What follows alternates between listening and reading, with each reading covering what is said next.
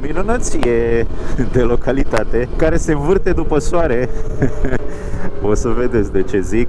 A fost și în centrul atenției programelor de știri zilele astea. Nu Neajlov și-a pierdut sultanul Bayazid, probabil că îl chema, dinții, doi dinți. Ei au rămas acolo în pădure, efectiv. Deci peste noapte au rămas în pădure, au mers noaptea prin pădure. La un moment dat s-au certat.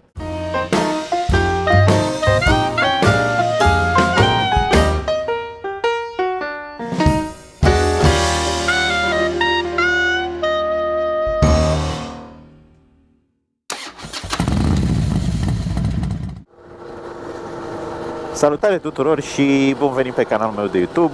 Numele meu este Dan. Astăzi suntem într-o frumoasă zi de vineri, spre sfârșitul lunii mai, și mă aflu într-o localitate care se numește Peretu și este între Roșiorii de Vede și Alexandria. Mă aflu aici pentru că merg într-o tură în Dobrogea.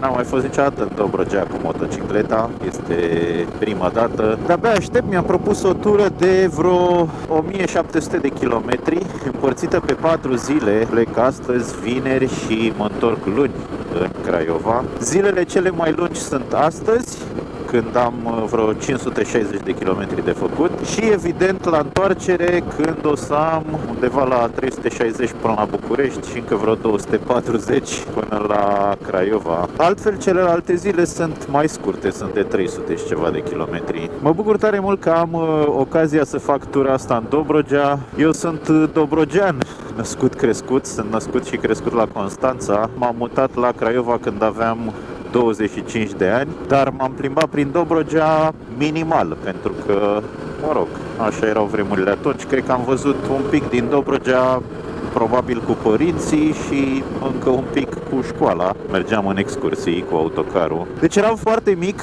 nu mai țin minte mare brânză, țin minte doar că era frumos, așa încât profit acum de ocazie să îi vizitez pe ei mei, după care mâine să plec către Tulcea și în drum spre Tulcea să văd un pic din Dobrogea și apoi în ziua cealaltă o să mai fac o tură de la Tulcea, rotundă de data asta, din Tulcea cu întoarcere în Tulcea, să mai văd o bucată. De-abia aștept, cred că o să fie frumos, nu m-am uitat efectiv de obiective, vreau doar să mă plimb pe drumurile alea și să văd munții Dobrogei, să văd cetatea, să mă plimb prin parcul ăla eolian. Cam asta mi-am propus, în rest o să vedem ce mai apare. Deocamdată astăzi spuneam, undeva la 560 de kilometri. O să merg către Constanța pe drumuri lăturalnice, evident, că așa îmi place mie. O să merg pe drumul ăsta, Național 6, până aproape de București, între Ghimpați și Mihăilești. Undeva o să fac dreapta, după care o iau prin sudul Bucureștiului, dar destul de departe de București, și o să merg către Călăraș, iar de la Călăraș sau undeva în zona aia o să iau un bac care trece din România în România și o să ajung în Limanu, apoi în Mangalia la un moment dat. Și de acolo Vama Veche, mă rog, și în sus către Constanța, unde stau ai mei. Drumul ăsta a fost inspirat de un filmuleț de pe YouTube pe care l-am văzut, de la motovlog.ro. E un tip, Cătălin, cred că îl cheamă, Ogioiu, de care îmi place și pe care îl urmăresc, și el a făcut acum, cred că vreo 2 ani, drumul ăsta într-o primăvară și mi-a plăcut, mi s-a părut interesant cum a propus el, așa încât de-aia vreau să o iau și eu pe acolo. Vă mai povestesc pe drum câte una alta, deocamdată să-i dăm drumul. Mă apropii de Alexandria și aici, lângă Alexandria, este o minunăție de localitate care se învârte după soare. O să vedeți de ce zic. A fost și în centrul atenției programelor de știri zilele astea, pentru că aici a avut loc o nuntă fastuoasă, iar această nuntă a blocat un drum european. Nuntașii, mă rog, care au participat la această nuntă au blocat un drum european ca să se poată desfășura. De-abia aștept să vă arăt și voi. Eu am trecut de câteva ori pe aici, e fascinant dintr-un punct de vedere, așa că vă invit să fiți atenți. Acum intrăm în Buzescu, o să depășesc Fordul ăsta și... Mersi. Vă invit să vă delectați. cu aceste minunate palade. Uite.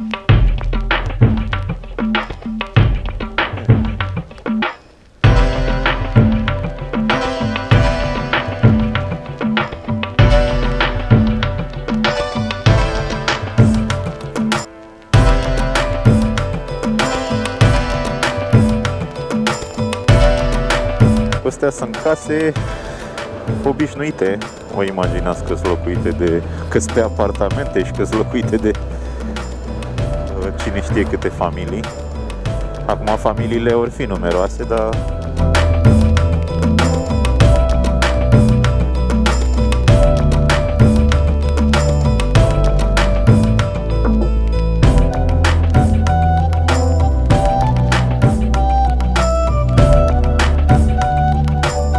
Dan Finuțu 2003.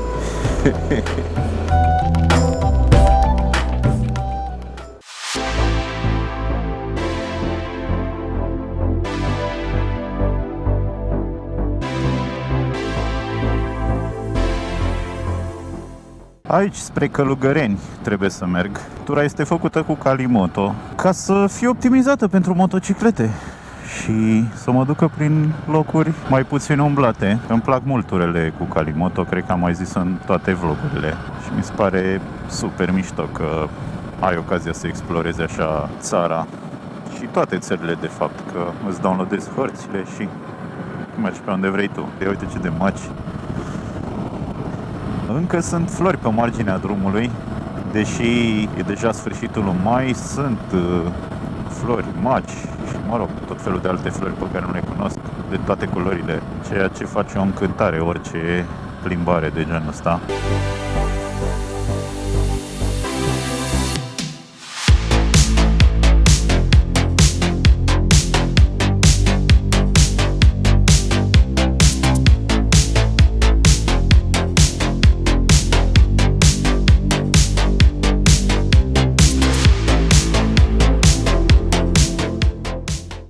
Râul Neșlov și probabil Călugăreni, era Comana Garden. Comuna Comana, cum sună? Bine ați venit în Comuna Comana. Nu, dacă tot e Neșlov și Călugăreni, probabil că are legătură cu bătăliile alea ale lui Mircea. Nu? Mircea cel bătrân sau ceva așa. Când eram mic la școală, învățam despre ele, nu?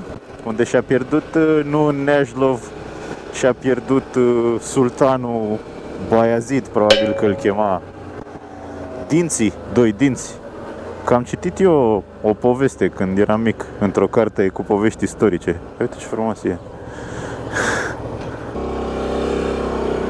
Superb.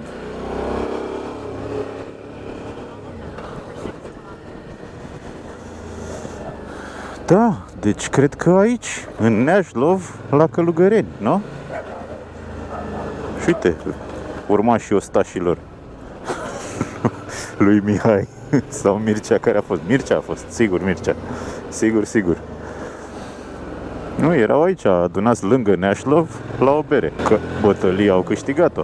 Nu bem și noi o bere după bătălie? Păi da.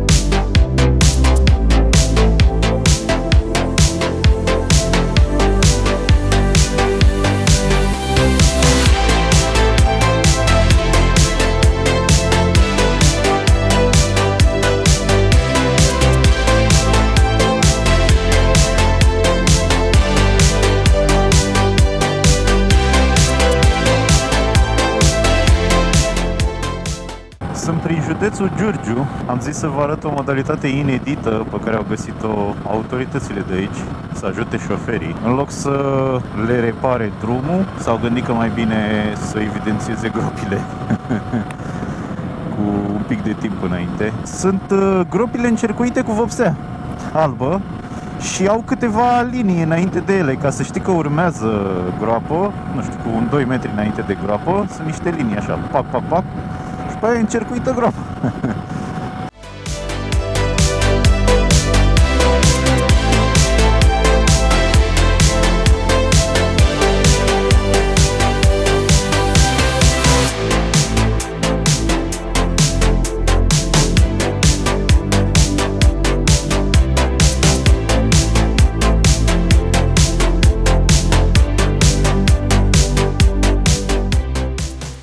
vreo 200 de kilometri din cât este tura asta de lungă și ora 2. Oricum o să mai opresc.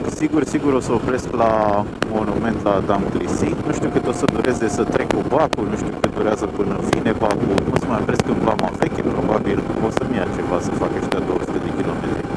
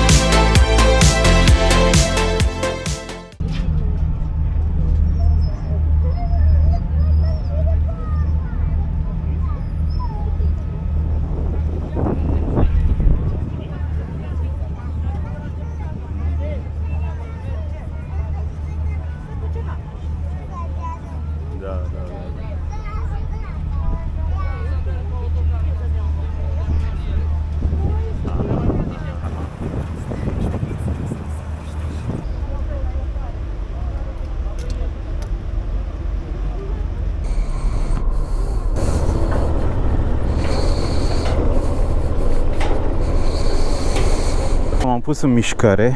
Uite câtă lume vine pe jos pe bac. Habar n-am unde sunt. Uite, aici se intră în județul Constanța. Nu știu ce localitate e asta. Habar n-am. De ce oraș? Nu știu ce oraș este. Mi s-a părut foarte rapid așa bacul ăsta, nu știu. Parcă am mai trecut cu bacuri, dar niciunul nu merge așa repede. Ăsta mi s-a părut că merge foarte repede. 10 lei a fost biletul. O motocicletă și o persoană și n-am stat mult, înțeleg că capacitatea este undeva la 24-25 de mașini, depinde și de mărimea lor și de cum se așează, dar cam așa. Județul Constanța. E zonă de Podiș, așa am învățat la geografie. Hai să brăzdăm și noi Podișul ăsta, nu? Cu motocicleta un pic.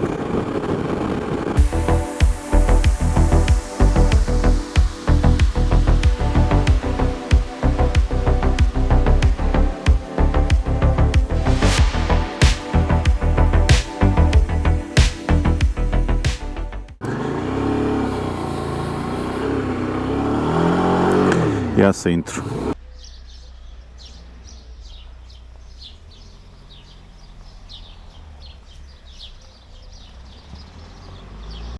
Mănăstirea Dervent a fost zidită lângă o cetate antică romană cu numele de Dervent, nume care însemna lagăr sau garnizoană romană, dar și vad, de trecere sau trecătoare în limba turcă. În acest loc au fost mai târziu omorâți în chinuri groasnice 4 ucenici ai Sfântului Apostol Andrei pentru că nu se repădau de creștinism. Pe locul unde au fost ei martirizați, tradiția ne spune că au crescut din pământ 4 pietre în formă de cruce cu însușiri tămăduitoare și făcătoare de minuni, vindecând credincioșii de-a lungul veacurilor de diferite boli sufletești și trupești. De asemenea, tradiția fixează la Dervent o biserică de mănăstire în secolul al XI-lea, distrusă de pecenegi în 1036 odată cu cetățile Capidava și Dervent. După războiul de independență, în 1877, crucile au fost redescoperite de către un cioban surdomut și după încă o vreme, în 1923, episcopul Ilarie Teodorescu al Tomisului a înființat la Dervent, pe același loc, o mănăstire. Am oprit la mănăstirea Dervent. Zice-se că este una dintre cele mai frumoase mănăstiri din Dobrogea. Mă bucur că am oprit, că n-am văzut-o niciodată. Și acum mai dau mai departe. O să opresc sigur la Damclisi. Am mai fost odată, dar tot așa, cred că acum 20 de ani.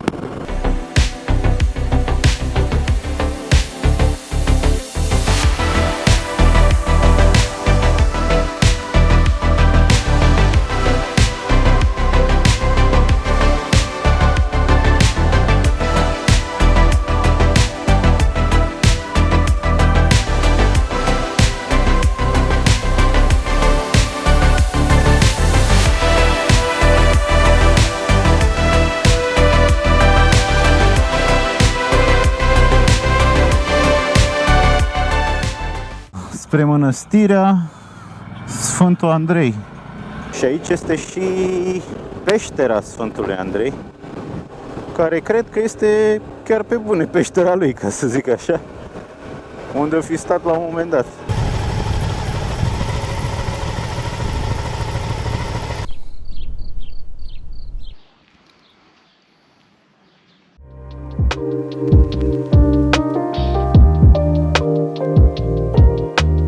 Considerată Betleemul creștinismului românesc, peștera Sfântului Apostol Andrei este cea mai veche biserică creștină de pe teritoriul României. Este așezată într-o poiană din pădurea Migilet, din marginea localității Ion Corvin, județul Constanța, în vechea provincie romană Scitia Minor. Tradiția și unele descoperiri arheologice acreditează această peșteră ca fiind locul în care, pentru o perioadă de timp, a locuit însuși Apostolul Andrei, ajuns pe meleagurile strămoșilor noștri getodaci în misiunea lui de propovăduire a Evangheliei. De aceea și poartă numele lui Andrei, cel întâi chemat. În vara anului 1944, peștera transformată în biserică a fost sfințită de către episcopul Tomisului, Chesarie Păunescu. Peștera Sfântului Apostol Andrei face parte din salba de așezăminte sfinte de pe ambele maluri ale Dunării, unde apostolul a întemeiat biserici.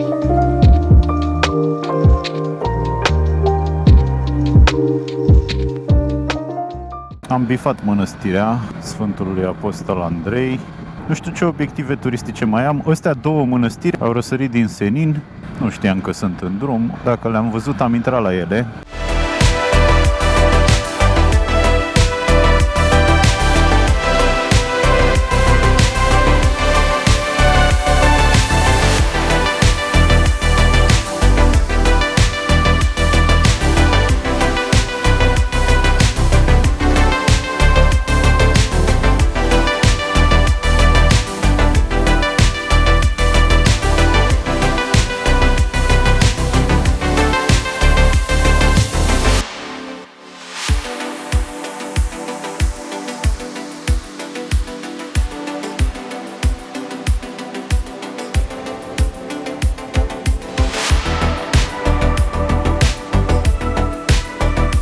Monumentul Trofeum Traiani.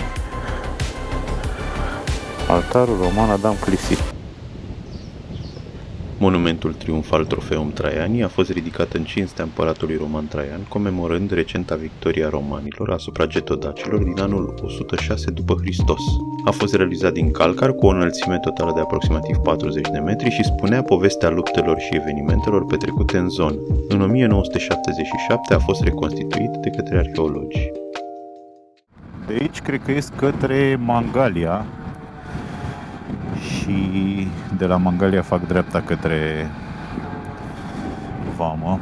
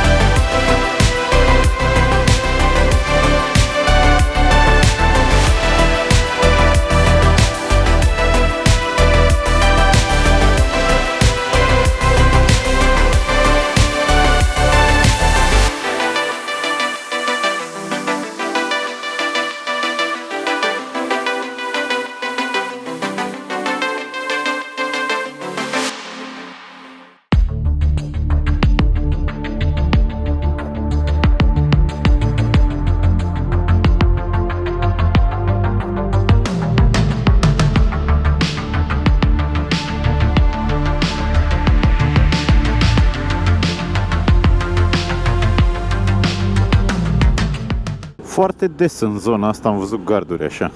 Și îmi plac, sunt super mișto, joase așa și din piatră. Super mișto.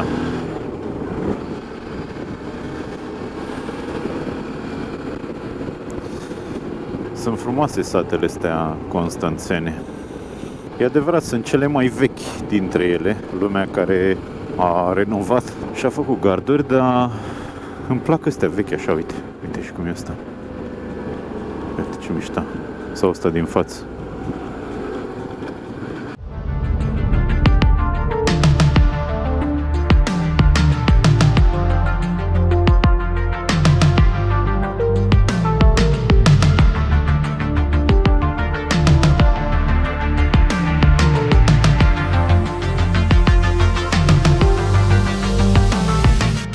Am făcut dreapta către Rezervația Hagieni. Mi-am aminte că am fost aici într-o excursie cu clasa în pădurea de la Hagieni. Cred că eram clasa 3-a. Am fost mai multe clase atunci în excursia aia de ziua copilului și țin minte că doi băieți de la o altă clasă, tot clasa 3-a ca și mine, s-au rătăcit în pădure, frate. S-au rătăcit în pădure la Hagieni, o pădure destul de mare. Ce frumos e. Și i-am căutat noi un pic, dar stai seama, am plecat acasă că nu eram mai mulți, ca să zic așa, că ar trebui să ajungem acasă. Ei au rămas acolo în pădure, efectiv. Deci peste noapte au rămas în pădure, au mers noaptea prin pădure. La un moment dat s-au certat, s-au despărțit. Unul dintre ei a dormit în copac și a doua zi a găsit o așezare umană, habar n-am, că nu mai știu povestea. A găsit un sat, a găsit o localitate, a găsit nu știu ce. Celălalt, care a luat-o în altă direcție, a mai umblat prin pădure încă o zi și a fost găsit. Deci incredibil. Copii de clasa 3-a, 10 ani.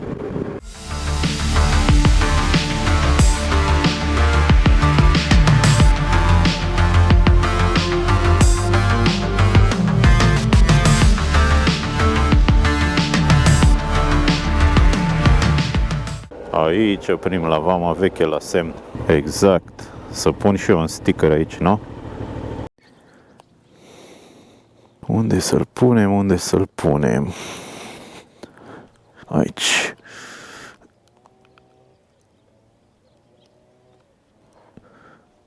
Nu? Uite ce frumos. Ok. Și acum să-i dăm mai departe. O tură prin vamă. Scurtă.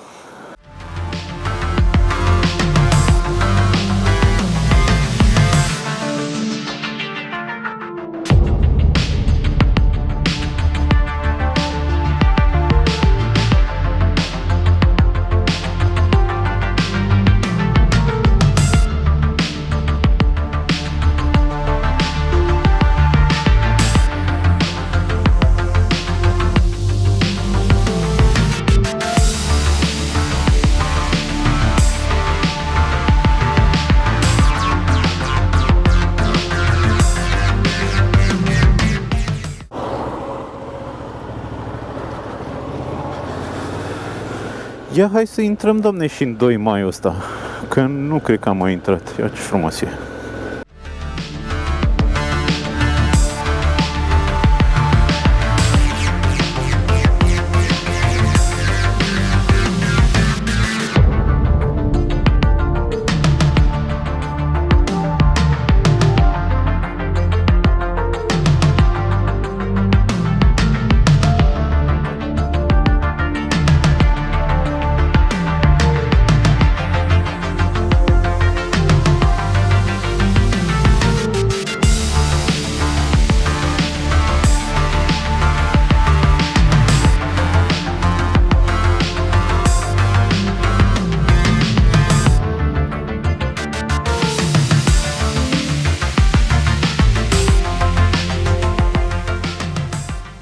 Hai spre casă.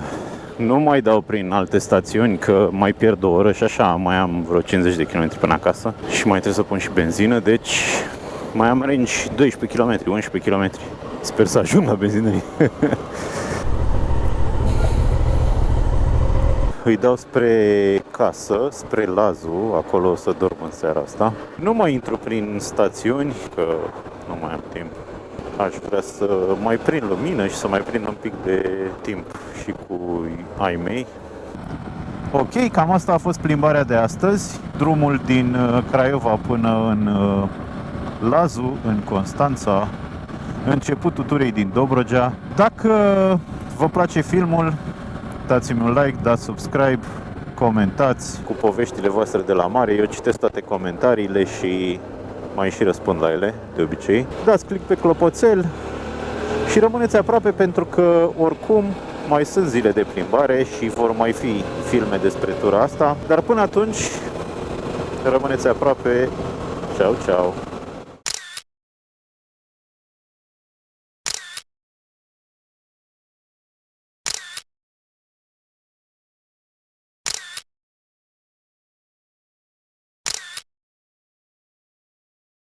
Da, 10 ore mai târziu am ajuns în Eforie Nord, dar mi-a plăcut ziua asta, foarte, foarte bine mi-a plăcut.